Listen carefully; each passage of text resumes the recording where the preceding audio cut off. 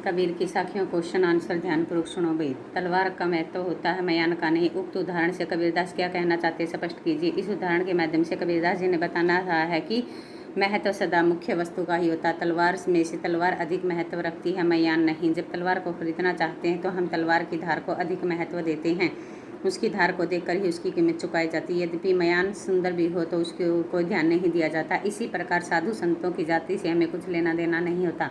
साधु संतों का ज्ञान महत्वपूर्ण होता है। यदि कोई साधु ज्ञानवान है फिर भी वह किसी भी जाति का क्यों न हो, इसमें हमें कोई अंतर नहीं पड़ता।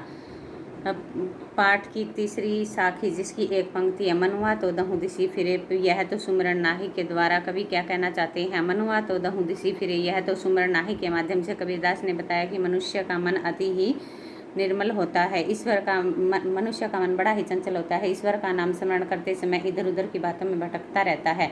एकाग्रचित होकर ईश्वर का भजन नहीं करता। एक ही बात की बार बार समझाने पर भी वह उसे नहीं समझ पाता है। वह अपनी धुन में ही लगा रहता है। मन को एकत्र किए बिना, अर्थात मन को अपनी मुट्ठी में किए बिना मनुष्य ईश्वर का भजन नहीं कर सकता है।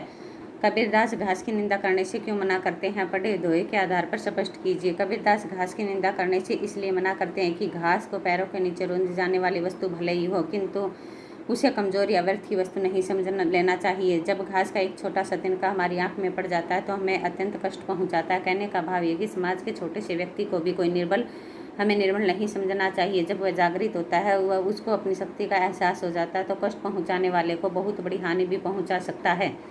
मनुष्य के व्यवहार में ही दूसरों को विरोधी बना देने वाले दोष होते हैं। भावार्थ किस दोष से यह भावार्थ किस दोष में होता है। जब जग में वैरी कोई नहीं, जो मन शीतल होए, या आपा को डारी दे, दया करे सब कोई।